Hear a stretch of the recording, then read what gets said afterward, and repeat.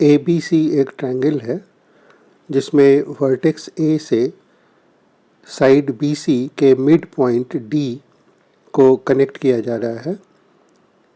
सब जानते हैं कि ए डी मीडियन होगा इस ट्रायंगल का, और इससे ट्रायंगल के जो दो पार्ट्स बन रहे हैं जैसे ए बी डी और ट्रायंगल ए डी सी, इन दोनों का एरिया बराबर होगा।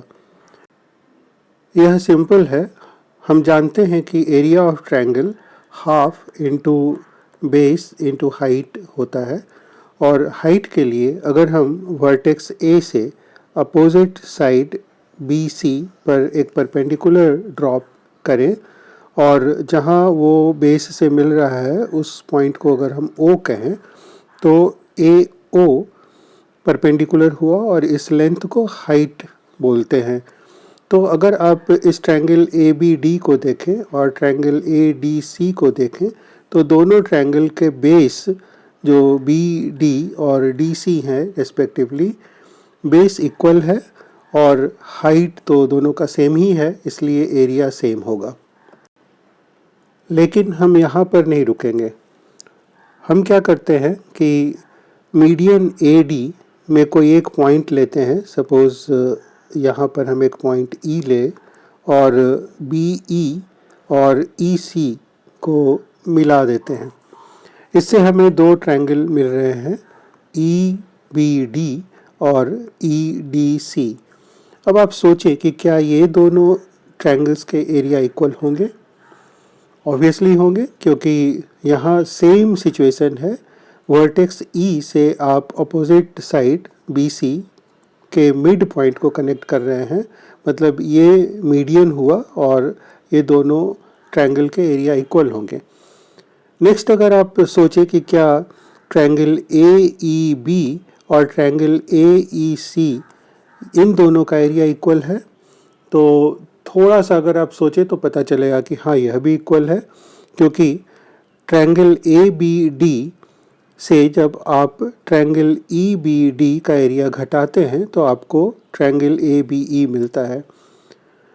इस तरफ ट्रायंगल ए डी सी से अगर आप ट्रायंगल ई डी सी को हटाते हैं तो ए ई सी ट्रायंगल मिलता है। और आप जान रहे हैं कि ट्रायंगल ए बी डी और triangle A D C equal हैं, और इसमें से आप जब ई बी डी का एरिया घटाते हैं जो कि ट्रायंगल ई डी सी के एरिया के बराबर है, तो जो मिल रहा है इन दोनों का एरिया भी सेम होगा। अब ये एक्स्ट्रा जो हमने सोचा उसका क्या फ़ायदा है वो आप देखें। यहाँ एक क्वेश्चन है, ए बी सी एक राइट एंगल ट्रायंगल है क्योंकि एंगल बी ए सी को 90 डिग्री बताया जा रहा है, और ऐसे भी अगर आप लेंथ ऑफ साइड्स देखें तो 5 सेंटीमीटर, 12 सेंटीमीटर और 13 सेंटीमीटर, तो आप ये देख सकते हैं कि 13 centimetre that is B C hypotenuse हुआ, और 5 square plus 12 square is equal to 13 square होता है। 5 स्क्वायर 25, 12 स्क्वायर 144 और 13 स्क्वायर 169, तो आप 25 और 144 को ऐड करते हैं तो 169 होता है। सो ये एक राइट एंगल ट्रायंगल है।